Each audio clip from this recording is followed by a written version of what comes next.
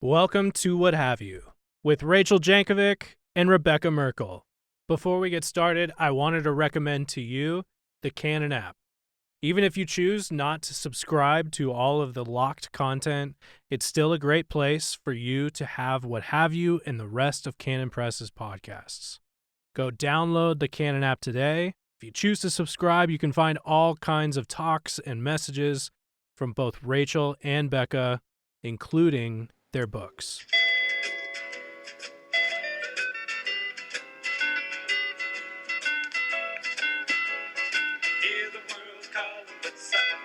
Welcome back to What Have You. I am Rachel Jankovic. I am Becca Merkel. And it's spring break. It is so spring break. For my spring break. It is so fun. I'm that having I'm on my spring break.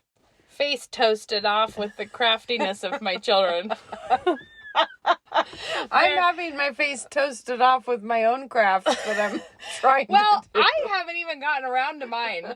I'm just milling around. So I've been letting my kids all... this is their big... I mean, they love to do stuff, so this was their chance to, like, make whatever food they wanted to make, and, you know. So I was like, sure, you can all have... I said you can each make dinner on a different night. Fun, yeah. And then Moses got in because Daphne decided she wanted to make a sourdough focaccia, so she's going to take a different day so she could get that going. Yeah. So Moses got in out of age order. Okay, so what's Moses going to make? Spaghetti. The man lives for spaghetti. He eats an unbelievable amount of it. Like, when we have spaghetti, really don't know where he's putting it all. Like, it's an unrealistic. It's like 3 large adult serving sizes that he will kill of spaghetti. So whatever, that's what he went to make. He's ready for it. And I came in, I was like, yeah, okay, we'll get started on the spaghetti. And, you know, he's 5. But he's the youngest of a lot of kids, which puts you in a different kind of... league. Yeah, he's like, all right, I'll put the pot on. And I'm like, well, you probably won't. That's going to be too heavy for you.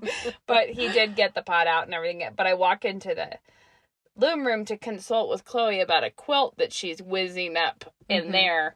And I had said casually to Moses that we would make a salad too. And then I walk into the loom room, and when I came back, he has whizzed up 4 heads of lettuce and had the cutting board out and the knife and a stool, and there's like whole pieces of lettuce on the floor and like some...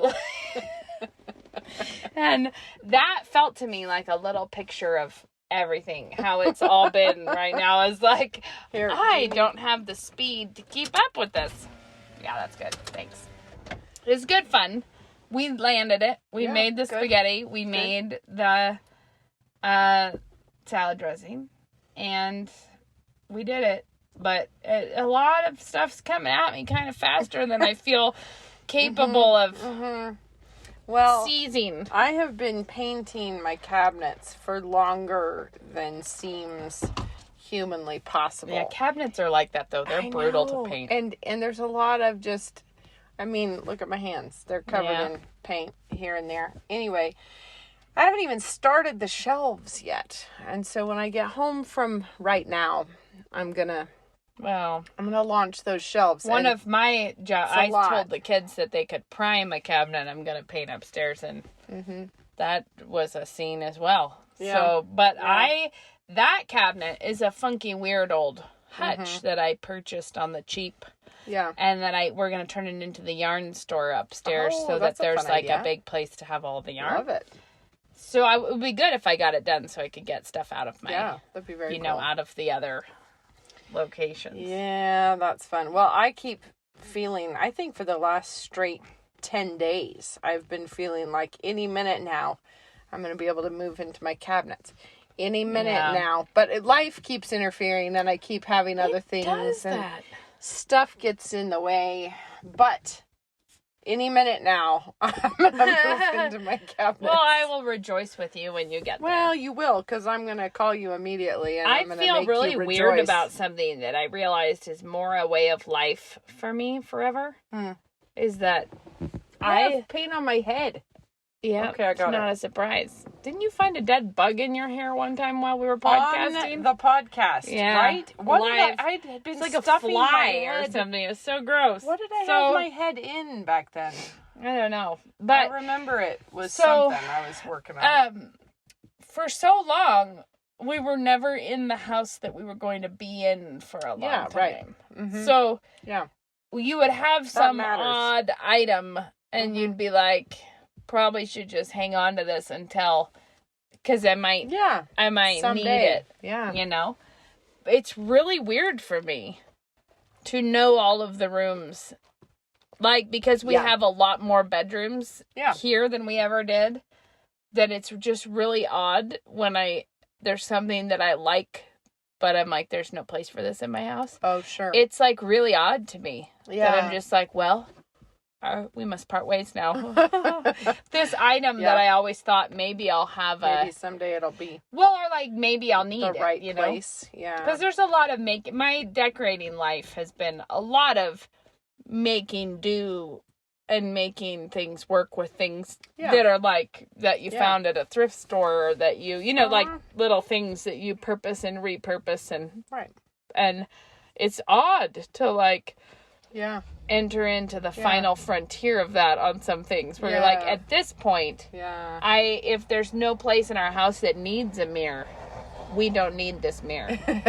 Like, now I've come to the part where I know I don't need this mirror. Right. Anyways. Right. It's kind of a weird adjustment. Yeah, it's true. I don't feel like I'm there yet. I feel like half my house is the grown-up house that I'm working on, and the other half of it is reckless mayhem.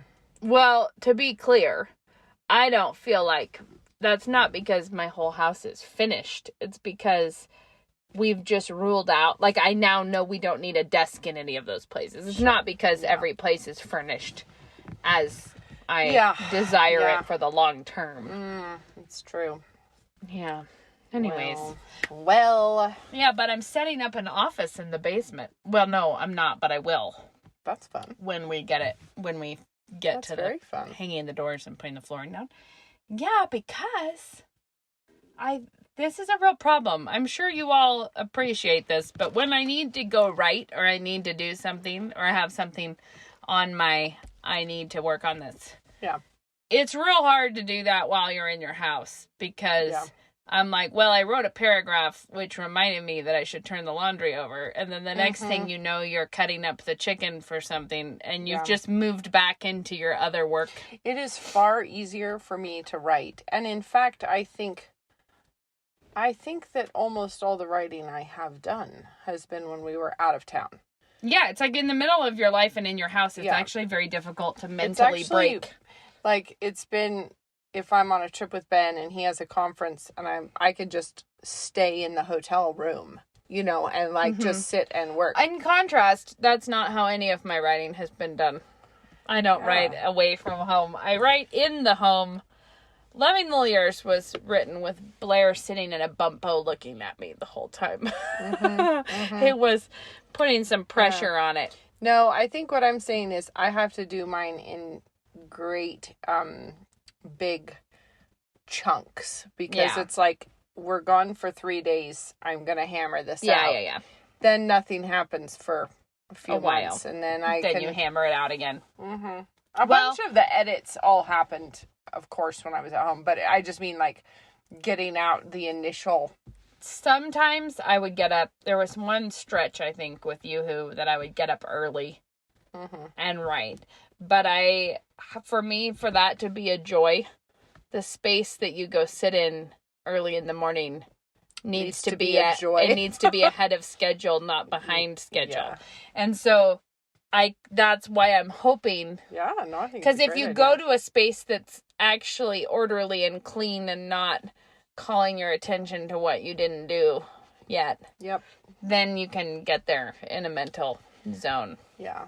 But no, I write in the middle of my life, but I just find it harder and harder to It is hard, because I feel like there's never a time at which sitting down to write a paragraph is the number one thing on my to-do list. Yeah, that's a real problem. Because it needs to get done, but not as much as people need to be given their dinner. Well, when I have some deadlines and things in my writing or reading life, but they don't come out and get you. They don't come bite your face off like not doing the laundry does, or not having, like if I failed to think or provide food, I could not I could not forget that I had failed to do that, because I will speak with the whole world about it, that I haven't done that yet, and it will come out to get you. But not so the writing and reading. No. Nobody's like, what's your problem? Why haven't you done this yet? You just kind of coast on by. So I have a theory. It's a very small little office. It's the snug, the little room right at the bottom of the stairs. So we'll see how that works out. Yeah. But that's fun. It should be fun. That sounds very fun. I'm looking forward to that. Well, I ordered all my curtain fabric, so when it comes, I'm gonna curtain start fabric in on that for my bedroom. Okay. Yeah. This is like the project that goes, speaking of like doing things when you're out of town, this project is one that has gone from school break to school break. Yeah. And I meant to have all my fabric here for spring break so that I could finish it, but then I didn't order it in time, and so it's not going to come until later. But anyway, it was like I did the carpet and the painting over Thanksgiving break, and then I did I think I did my bedding over Christmas break, and then now I'm going to try and do my curtains over. Anyway, it's okay. Should I pull up a question? You should. I should give you all a hot tip. I'm just going to tell you right now, Rachel, just stand by, because I'm going to have a tip. At the end of this episode, I have one. I have a tip, too. I'll save it for then. Yeah, I'm just saying, like, just let it be known that I came with a tip. Okay. Okay, this one is, okay. I've been pondering the difference between the highly curated perfect homes and lifestyles promoted all over versus our calling as Christians to excellence and beauty in our spheres. So this is, I suppose, the question is a question of sort of like, well, I suppose pondering the difference between perfection and having your house look perfect, for one thing, and our calling as Christians to excellence and beauty in our spheres. And I was just talking to a young mother, and I actually think that this is a scene. I think that this is relevant, so maybe we can talk about this, unless the well runs dry and we have nothing to say on this point. Somehow I doubt that.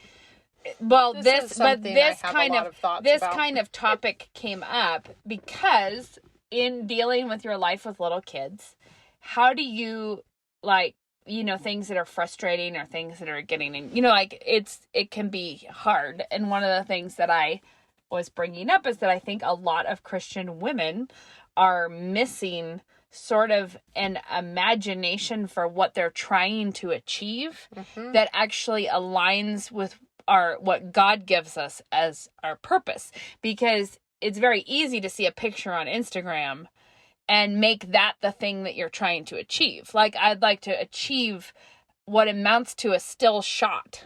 Yep. Right? I want to achieve this feeling that I see in this picture. I want to achieve in my home. But that's not actually, like, what is the home?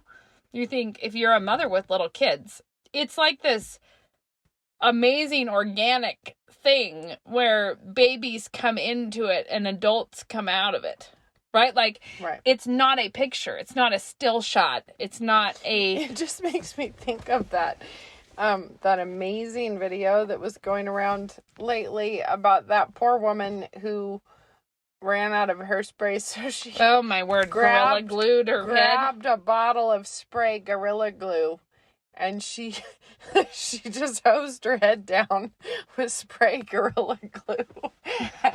And it had been like weeks. Oh, and her head was just completely laminated. Stuck. Totally laminated. And I do think that is what happens when you're trying for something that is static. You're trying to, it's like you want this beautiful static moment, to extend and be the video. Mm-hmm. It's like that is like trying to Gorilla Glue your hair. It's not going to be great what comes out the other side of that.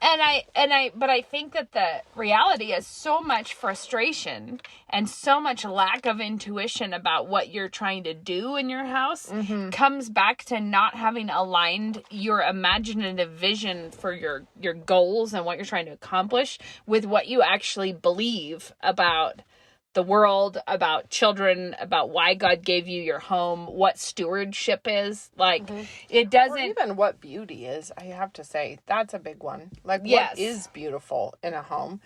Right. And I think that can get real mangled up, too, in people's minds. But homes are ideally making people. Right? It's like they're shaping people and building culture and doing... I think they're making people like it or not. It's just... how well are you doing it?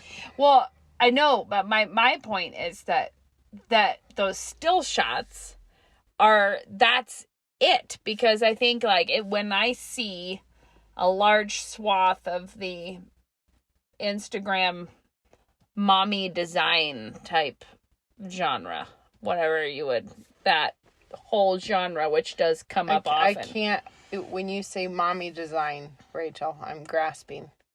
What do you mean? Buck, is this going to be another one of those things where you show how sheltered you are? I think it is.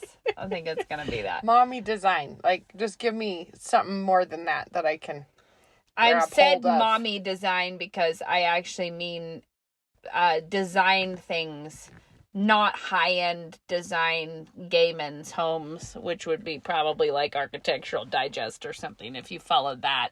But I'm talking about the kind of the sorts of people who are influencers in home design, but probably do have kids. I think a lot of them are Mormon. Talking about like Magnolia. A lot of them. Okay. Well, Magnolia is not Mormon. I was just meant Instagram-y. Is that what you're talking about, though? That kind of thing? Yeah, but that's a bigger one. I mean, that's not as much just sort of women all showing what their houses look like. But there's a ton of commonality in them, like where you think, I think I've seen this before. It all looks exactly, it looks very like the last thing that you saw before. Like so there's a ton of imitative, tight circles of imitative design work. Oh, go ahead and pause it for a second. I'm gonna go. Sorry. Rachel came back. Intermission. Anyway, I think I'm caught up with you. You catching up on what I mean. They're all very similar. Yeah, there's the same package of Instagram filters that they all purchased. Yeah. And there will be a lot of, and interestingly, it goes along with hairstyles that go with it, clothing choices that are specific to it. I'm with how you dress your kids. Yeah. It's just a lifestyle kind of like, this is my lifestyle. You should follow me for my lifestyle. Yeah. Right. But the thing that I was going to say about all of that is that you could make an icon of like, this is the way I want my home to be based on this pack of still shots. Sure. But you don't actually know anything about the spiritual state of this situation. Like, I think that this is actually just a danger, and I'm really broadening the situation here, but it broadens to the problem with any kind of lifestyle teaching, like anything that's like, this is how you go about living, this is who you should be. But if it's not actually overlaid with your faith, like if it's not actually connecting at different points with, because this is what we believe we're doing in raising our children, then I think it has this, it can, I am not saying it universally does, can have a side effect of making you view the work you're doing in your home as very two-dimensional. Like, it's very about what clothes you put on your kids and about if the moment looked good, and not about the actual work that needs to be done. So when you're connecting, I think I've always thought that the point of intersection between theology and design is completely fascinating to me. Because it's crazy. Is that what you're talking about, or are you talking about getting distracted and you're thinking about design instead of thinking about your belief? No, I think it's both. Which I think part? I think it depends on which direction you're coming from. But when design, like, okay, so this is theoretical. Design happens, say that we take out any like influencing part of it, like it's just a person making a space beautiful, like Okay. they're just doing the work of In a vacuum, sort of. essentially, let's take out other influences. So say in that context of a person designing a space, say a woman designing a home, what is coming out her fingertips is what she believes about nature, about God, about how, like, about a whole bunch of things. It's an expression of belief. And that work of doing that is a work of sort of like practical theology in a way. Like, I'm not saying I think the thing that it's always conscious, but what I think the thing I'm trying to say is in its purest form, does the expressions of beauty and design, it's a kind of art, it's an expression of what we believe about the world. And in that, but a lot of people let others do the work of that for them and just imitate the, like, and I'm not even saying that that's a problem. I'm just saying.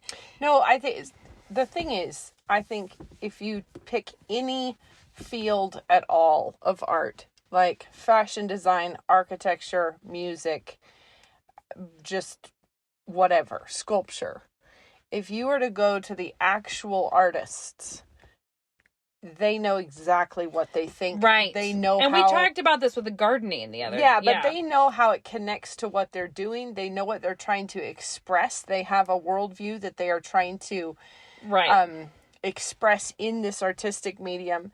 Mm-hmm. Then you always have the hacks who come along afterwards and simply jump on the bandwagon because whatever it was popular, and they start imitating it. They're just in it for the quick buck. It's like, oh, this is hot right now, so I will give it to you in a much more like hackneyed way, and it will be a ripoff, and it will be, it won't be very interesting, and I couldn't possibly tell you why anybody likes it. I just follow the money, sort of.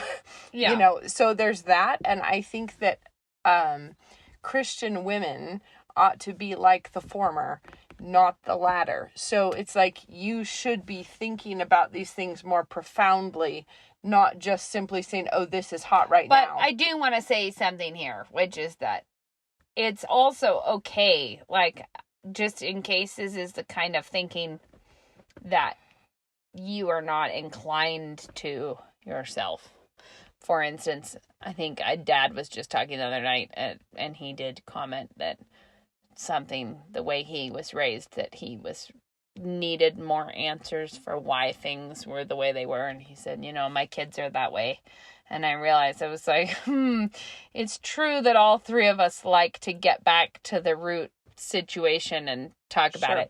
And I don't think that there's any moral obligation that, like, if you run into a painting that you're like, I just love this and I think it'd be pretty in my living room, I don't think you have to be able to give a theological explanation. But also, your hypothetical a minute ago, there's no such thing as design in a vacuum. Everything is derivative. Like, everybody is a product of their moment, and they are getting their inspiration from somewhere and all of that. Even the most purely artistic people are still a product of their moment, and they're doing things that are very much so it's not that. All I'm saying is that Christian women should strive to be artists and not the knockoff manufacturers. But a big part of it, I think what I was trying to say is that I think that we are quick to imitate the final, like, just trying to imitate a two-dimensional look at a home. Like, all this is that because we don't have it's not easy to try to imitate three-dimensionally in a home what you like. You have to have a bigger imagination for that, and it is an imagination that will always be being stretched and challenged. But also, I think getting inspiration from all the other women around you who are doing it, it's great, or from the Instagram women around you who are doing it, is fantastic. And especially fantastic if you can look at it and say, it's a shame about the worldview, because what she did over here was actually really pretty, and I'm going to grab that anyways. Like, that's terrific. Mm-hmm. Do it. It's just do it with more of a thought in your head than simply Right. everybody seems to be into this right Well, now. there's an account that I follow because I like her cooking, and I like not just her cooking, I like her style of cooking. It's a person that I feel like I have a affinity with. a deeper affinity. And then when some Department of Hell No post came my way and I clicked on it to look at it, I see that she has liked it. And it really was a dark and devious Wiccan style thing. So it wasn't even like, Yeah. I was just like, Interesting. dang it. Like, Yeah. but no part of me feels like, because she likes foolishness in this place, I can't learn from her in this other place. No. It's just the fact that you're like, let's see how it is now. Yeah. And why did I bring this all up? I think it's because it's harder to get a 3-dimensional imaginative vision of what the home is, because that's how people feel it when they're in a home. When they're in a home where they're Sure. like, this is what I want. Like, it's something that you don't experience through just pictures. You experience it through the interaction of people and the fellowship in the home and the joy in the Lord and the like. It's a different thing than just what items do you have on the, Sure. you know, it's different than how did you decorate. It's different than. Yeah, but so to connect it back to the original question though, of like being, I don't remember how it was phrased, like Kind of like perfection probably versus. well, the perfection of photos versus the fact that we actually are called to get good at this. Mm-hmm. Because I think that there's always the ditch on either side of the road. And I feel like there are some women who live only for the perfect cleanliness of the house, and everything else must be sacrificed to it. Where did I see this? I'll just There just was put a a pin in that discussion. and I'll say, that's not been my problem. No, but the thing is, it was some online discussion. I can't remember. And there were a lot of people coming in to talk about, I think it was whether or not you should take your shoes off. Should you ask guests to take your shoes off Okay. at the door? So there were a lot of yeah. people coming in with real foreign takes on the situation from where I am. My thought right now in the current state of my home is guests ought to keep their shoes on for their own protection. However, the point is in this discussion, somebody said that their friend or something, neighbor, used to keep those doctor footy things that she would make people put on when they came into the house. like a shower cap on their Yeah, feet. on their feet. Oh my It's word. when you know you've gone too far. Oh, my Something word. where you're like, wow. But so there were, people who live in the sort of service of the perfectly clean house. This is So just a there's shout that. out to whoever out there was like, good idea. Whoever heard Becca say this and thought, I'm going to make my friends and neighbors put on a booty when they come in the When door. they come in. Don't do it. No. Retrace your steps. No. Back up. Reverse out of this. But the thing is, so anyway, I'm just saying there are a lot of people who really, a dirty floor would ruin everything, like it really would. And of course I do understand the frustrations of a dirty floor, but it's just everything must live to serve the floor. Your guests must wear booties on their feet because the floor, so there's that approach. But then on the other side, there was this thing, I haven't seen it lately, but there was this kind of trend about just come be real with me as I wallow in the dustbin at my house. Sort of like just come be a part of how messy and ugly everything is. And that's what real Christians do. And we're not. I just like us to all consider that there is some place that's not in a ditch. Right, You could, right. like, sometimes we could just try to hit the middle But lands. that side of things kind of acts like if you did have a lovely house, it's because probably you're a raging hypocrite. Yeah. Well, okay, but I would say this. Like, I think that there's deep theology in what we think our homes should look like, what we think beauty is, what we think, like, how we reflect what God has done to us. I think there's huge amounts of theological richness there. Yeah.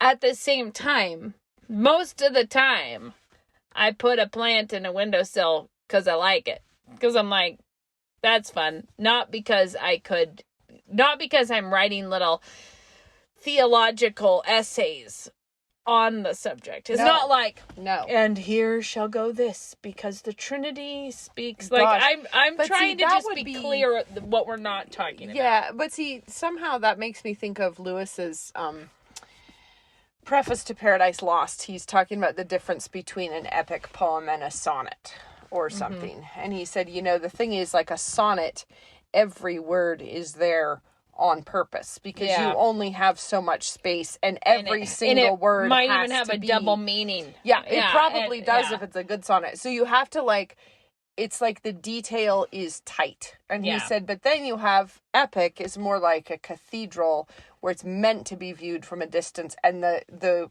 size of it and the magnificence of it is the point. And he yeah. said, and if you zoomed in on one detail of a Right. cathedral, you wouldn't get very much at all out of it because it's a block, Yeah. But I think that understanding the difference there is good important because it's saying yes. that your home actually is an epic, that's a great image for it because it's long, it's going somewhere, everything is towards the greater purpose, but not everything Yeah. is so critically and if important you zoomed itself. in on that one corner of your broom closet, Well, and let's tried to get a Let's- theological please. statement out of it, Right. it's not going to work. But I would say, I just want to say this, and this is a thing that I can never tell if this was my greatest weakness or my greatest strength, and it's quite possibly both of them together. I think oftentimes They those are. two things come Oftentimes, real my tight. weakness Yeah. is my strength. My strength is also my worst weakness. But I felt this way anytime you encounter the hot tips of how to manage lots of kids. Yes. I always felt like this might work for me for a moment, but then it would be inappropriate.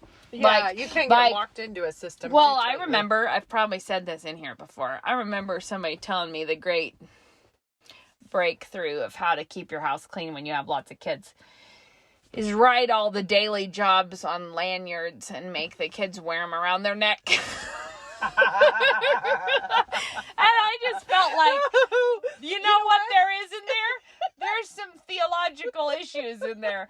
Not necessarily It also, if you're to like, me- this is one key day and I need to know what you're all No, supposed to do. right, But right. but it's not that I could never be found to need to do something there. But the Oh. idea of essentially it's like punch cards for your kids coming to work. You know what I mean? Like my word. we don't trust you. You have to wear it around your neck. Oh my I just goodness. feel like there's something big happening there. To me, that gives me the identical feeling as if you had a staticky turtleneck on with your hair stuck down inside the neck. okay, but That it's the same. is like It that. was the book that thwarted me so much that was all about large family logistics, but it's statements like the buddy system is critical. You must have your kids in the buddy system, and one of the benefits for the older buddy is that they get to eat the leftover dessert of the younger buddy. And I'm like, tapping out, can't be part of this situation. And actually, not because I have any problem with an older kid eating someone's leftover dessert. It's not actually even that. It's like somehow the whole thing seems to be presuming so much about what children are, what it's, like how, like what is the main goal of our life? Is it really this? I can't deal with this. But all of these things, I feel like I don't care if I do a chore system for a short time that comes and goes that I don't think could bear being extrapolated into eternity. That's all right. Like I have no problem with that but I always felt like I kept not being able to stand on the theology of a chore system. I felt like whatever system we had, I just was like, I can't do this. It's not the one. It's not the right really thing. Funny. But we've done a lot of different. Yeah, we've done a million different methods. I think the key is when you find something that you think is, this is it forever, this system is it forever. It's kind of like those people who, this is a great mystery to me.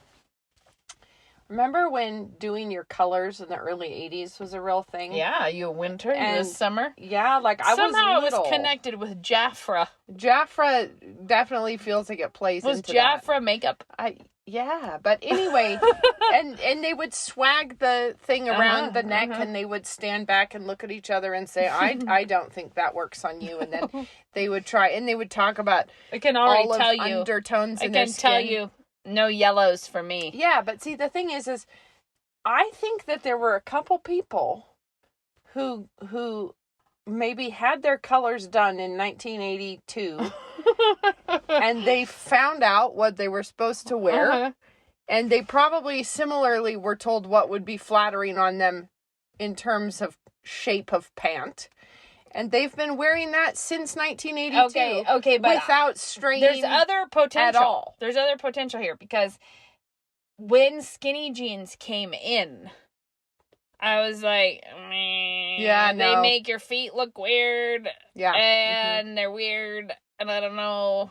Yeah. But then eventually we Yeah, all you ended up find in yourself skinny there. jeans. Yeah. But now that skinny jeans are like, we're done here, let's go back to big pants. Yeah. I feel like, I don't know what's wrong with you people, because I don't want fabric flapping around my ankles. Yeah. Do you know what I mean? Like I have trouble enough as it is without loose fabrics on my ankles. And like trotting heavily on your pants hems is a thing that I'm glad to be done with.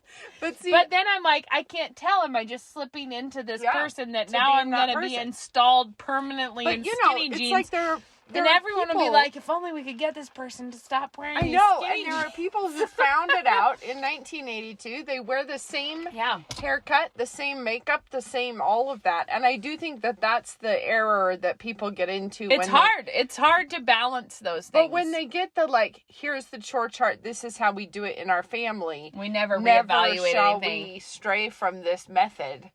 I feel like you're becoming that person who's only still going to wear. I actually would the just like to olive say green. my strength and weakness is overanalyzing what's happening, which can keep me from doing it. Oh, Which yeah. I should say, I'll pull back and just say the one thing that we universally stick to is that our kids will help around the house Oh, and yeah. clean up.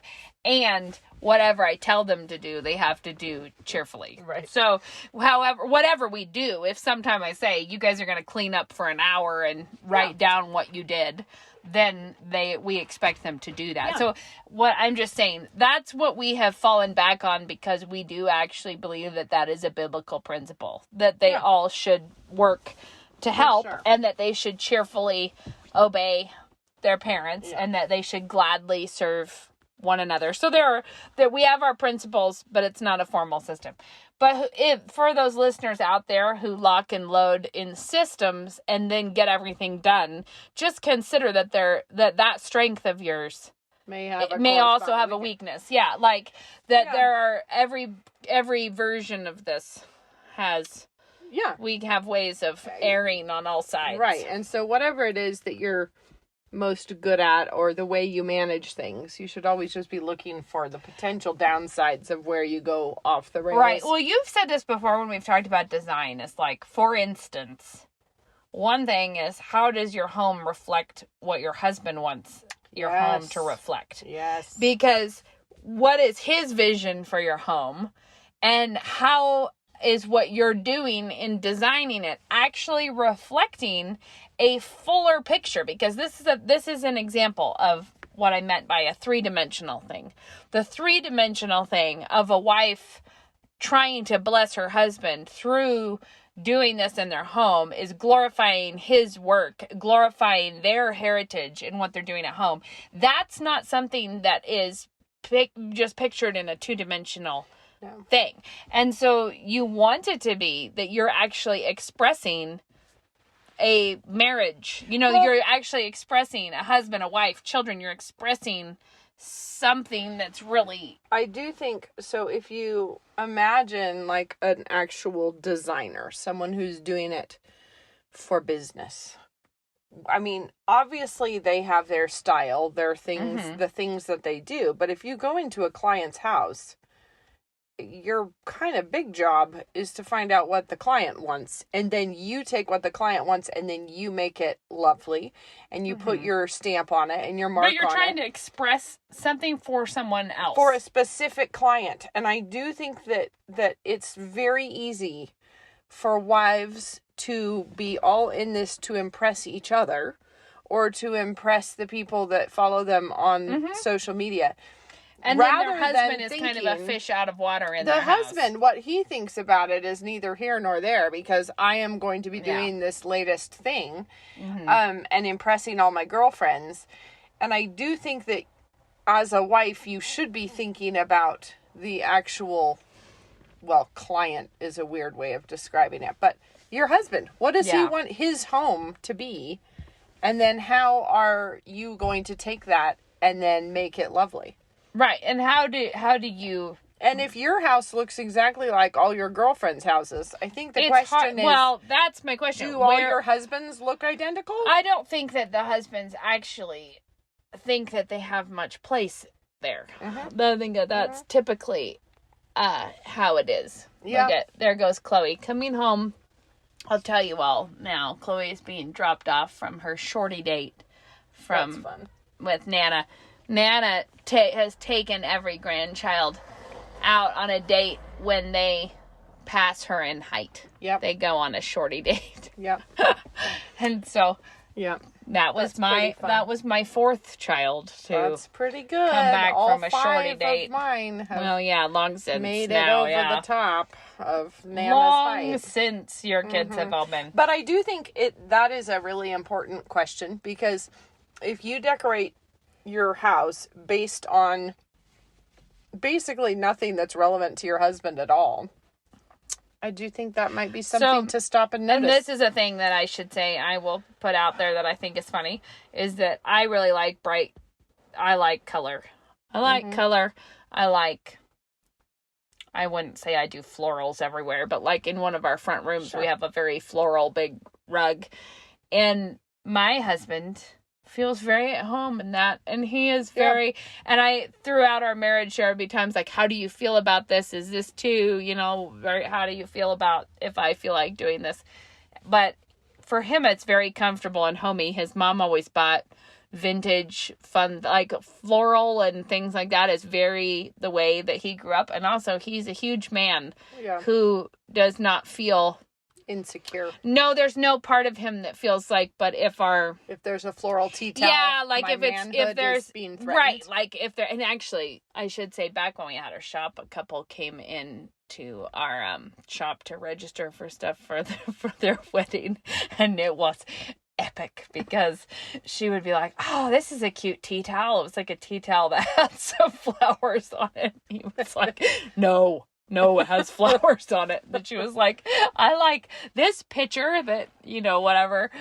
He was like, it's not very masculine. And it started to be like, holy smokes, like, this is, but it was very funny, because he wanted her to register for only beige kitchen towels, which is weird that I even had a beige kitchen towel on the premises, but I guess we did. Like, if the husband is getting married but wants to look like he lives in a man cave, that is a weird husband in the problem. Discussion, because I sort of knew the couple, I said, it's gonna be rough on you, because he was just like, this is bad tea towel, looks like a woman.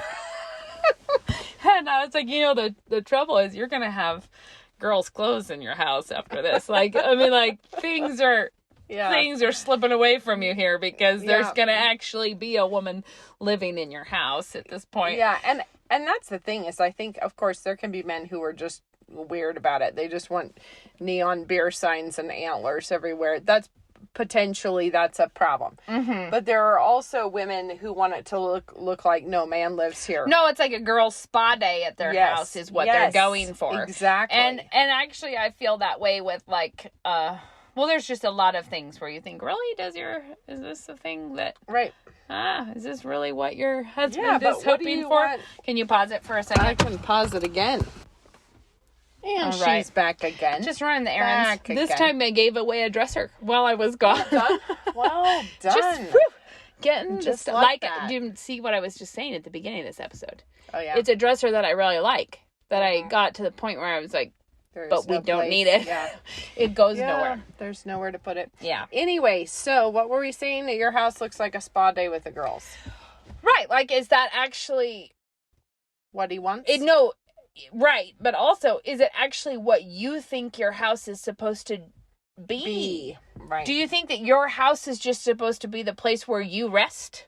Or is it supposed to be a place that's actually doing Industry? something? Is Yeah, there like industry right. here.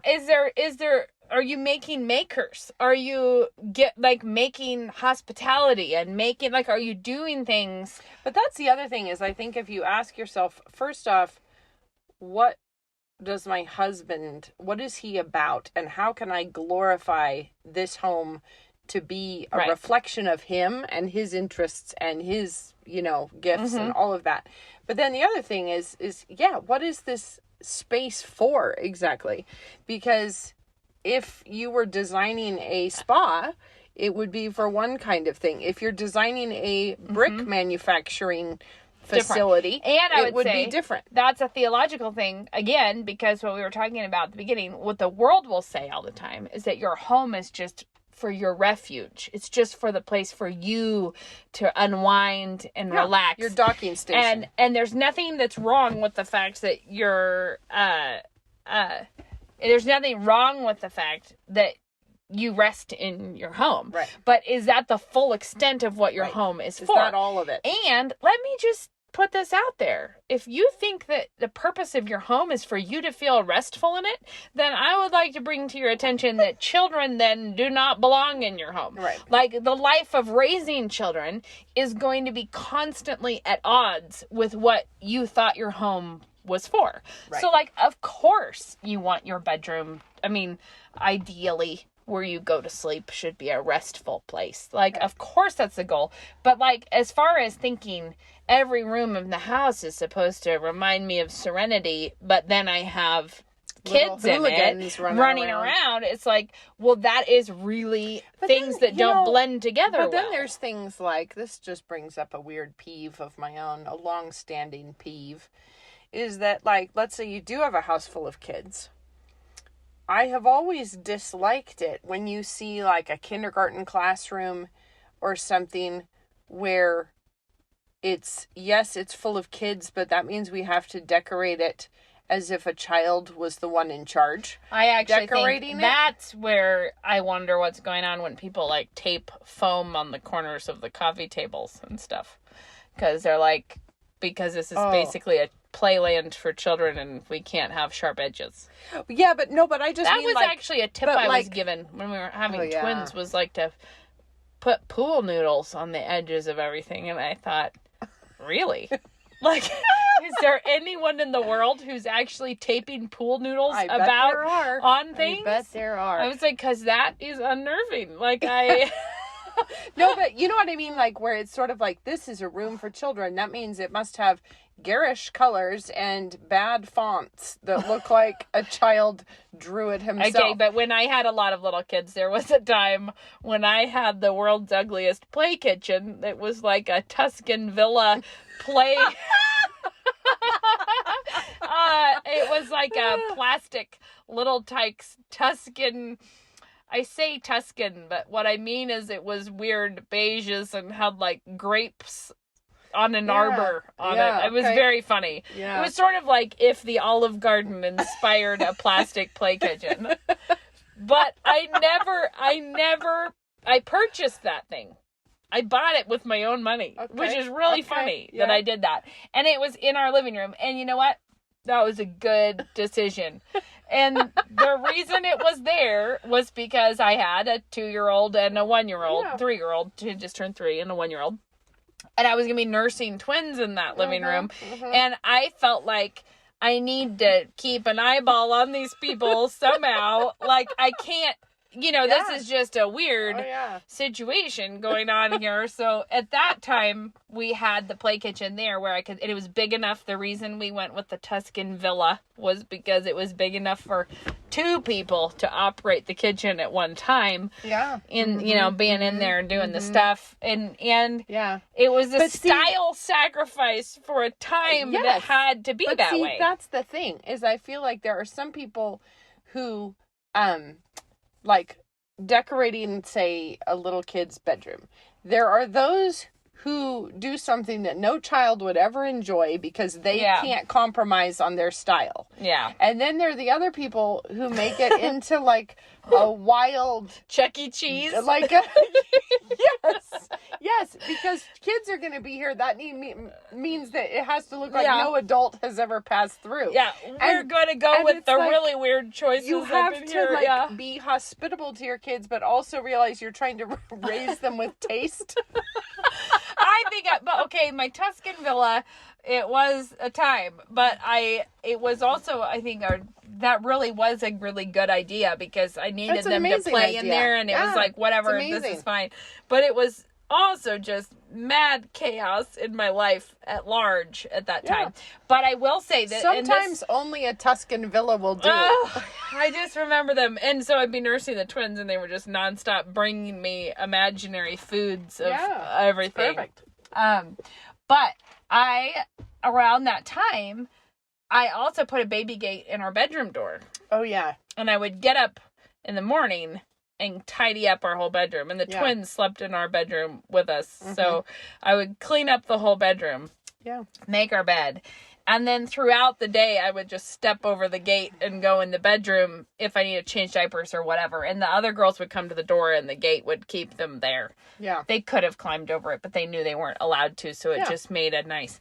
So that was my one retreat. Refuge. Where you would go. I like that my retreat is where you went with 2 infants.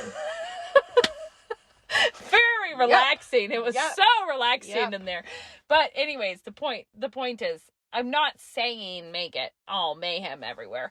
But the point was, I wanted my girls to be in fellowship. I wanted them to be where I could see them. And I wanted it to be, So I think, to sum up, because we have to hurry and close this thing out, but I think thinking about your home, like, you want to be more like an artist than like a knockoff purveyor. You want to be thinking about what home am I actually in, not what home do I wish I was in. What does my husband actually want? What is this home for? And how can I make it lovely? And how can I get better at making it lovely? And how can I not get too welded into my... Well, how can I try something and evaluate whether it's accomplishing what I was hoping it would accomplish or not? Yeah. Because sometimes you sally out with a big idea and then you're like, whoops, I don't see the fruit of this. No. My goals are not realized. Exactly. Okay, so I have a tip. I have one. This haunted me on social media long enough that I finally ordered it. And I will tell you that I stand by this. I'm ready. And I should have looked up the brand name because I don't remember. Is it Worms or janitorial garbage bags? No, it is not. And this one, I have tested it and I found it solid. I'm ready. It is a dishcloth-sized piece of chainmail. Oh, yeah, I've had that for cleaning cast iron. Scrubbing the cast iron. And I love it so hardcore because I have had a long-standing struggle with my cast irons because of the problems therein, where you can't, like, you get the scrubby out, you really can't get the thing unless you get the soap on, but then you've just ruined it forever. And I just love it so hardcore right now. I'm just living the dream. I'm glad for you that you like that. It brings me joy. That's where I am. I congratulate you. I stand by it. Okay, I'll tell you mine, which is that after many moons of avoiding getting a sous vide because I felt like... Oh, yeah. Because I felt like it sounded too complicated to me. Yeah, okay. And I had close call when I looked up sous vide chicken, like, because I was like, oh, I would do that. I should look up sous vide chicken to just have in the fridge for lunches or whatever. Then whoever was going to tell me how to do it started with calipers. Oh, no. And then I just fired the whole concept.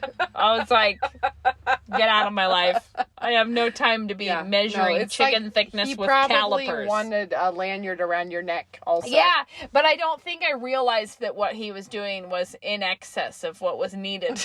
I just kind of thought, kind of was like, huh. Yeah. You're like, well. So you like it. You like your sous vide. Well, okay, but see, this is the thing, is that I make yogurt, because my kids really like yogurt and homemade granola, and the granola that I spoke ill of by saying it was so expensive, we've been making a lot of it, and but on yogurt, the kids really like it. But what I do is just do a whole gallon of milk that I'll heat up, and then I let it cool off again until it's the right temp, and then stir in some yogurt and sweeten it, or if I want to. I don't always do that. And then I put it in 2 half-gallon jars. Yeah. With the plastic lids, and just put them in the sous vide, and away you go. And then I have a whole gallon of yogurt at a time. Well done. And it's so easy. and I Awesome. made chicken for our lunch today in it. That was so easy. And I'm just saying that it really actually is a thing that's worth doing. I don't think it just has to be as fussy as it seemed, is what I think I'm realizing. That's cool. Because the whole caliper situation did make me not look at it for some time. So yeah, it would also. I feel like this was one of those things where I really had to come around to thinking I had room in my heart for it. But once having had room in my heart for it, I'm like, well, this is so easy. Everybody should have one. That's awesome. So cool. That's my hot tip. Look at the clouds are like straight up Maxfield Parish clouds today. Like, they are. Look at over there. Yeah. It's crazy. It's very pretty. So fab. And some rain coming down on the town. Well, I'm going to go paint my shelves now. I should probably paint my shelves too. So until next time. Have fun. Bye. Bye.